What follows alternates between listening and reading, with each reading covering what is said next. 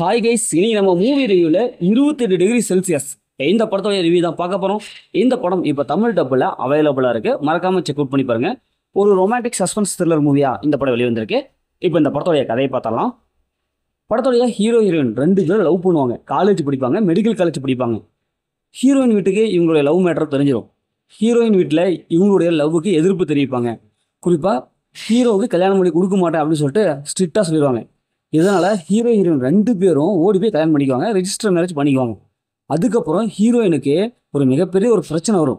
அந்த பிரச்சனை என்ன, அந்த பிரச்சனையிலிருந்து ஹீரோ எப்படி காப்பாற்றுறாரு, இந்த பிரச்சனைக்காக இங்கே ஃபாரின்லாம் போவாங்க, அங்கேயும் ஒரு பிரச்சனை வரும். அது என்ன, இறுதியில் என்ன ஆச்சு அப்படிங்கிறது தான் இந்த படத்துடைய ஒன்லைன். படத்துடைய பாசிட்டிவ்னு பார்த்தாவே படத்துடைய ஹீரோ ஹீரோயின் இவங்க 2 பேர்த்துடைய கெமிஸ்ட்ரி செமையாக ஒர்க் அவுட் ஆயிருக்கு. 2 பேர்த்துடைய கேரக்டர் செமையாக கொண்டு வந்திருக்காங்க. குறிப்பாக இவங்க 2 பேர்த்தை சுற்றி தான் கதையை நகருது. படத்தில் நடித்த எல்லாமே சூப்பராக பர்ஃபார்ம் பண்ணியிருக்காங்க. ஃபர்ஸ்ட் ஹாஃப்லாம் ஓரளவுக்கு நல்லாவே போகுது. ஸ்க்ரீன் பிளே பொறுத்தவரைக்கும் ஃபர்ஸ்ட் ஹாஃப் சூப்பராக இருக்குது. படத்துடைய பிஜிஎம்டிக்கு அந்த சினிமோடோகிராஃபிக் ரொம்ப சூப்பராக காமிச்சிருக்காங்க.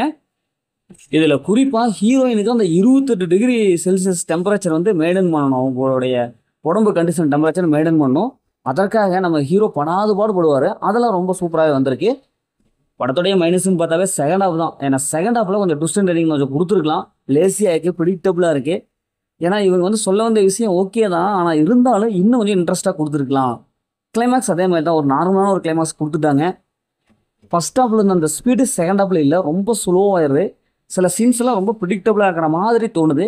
மற்றபடி இந்த படத்தில் பெரிய மைனஸில் எதுவுமே இல்லை. இந்த படத்தை ஃபேமிலியோட பார்க்கலாம், கண்டிப்பாக ஃபேமிலியோட பார்க்காதீங்க. ஏன்னா படத்தில் அந்த மாதிரி சீன்ஸ்லாம் இருக்குது. அதனால் ஃபேமிலி தவிர்த்துட்டு தனியாக பாருங்கள். மொத்தம் இந்த படம் இப்படி சூப்பராக சொன்னாங்கன்னா இந்த படம் ஒரு ஒன் டைம் வாட்சபிள் தான் நான் சொல்கிறேன். ஓகே, இதே மாதிரி அடுத்த ஒரு புதிய மூவி ரிவ்யூ சந்திப்போம்.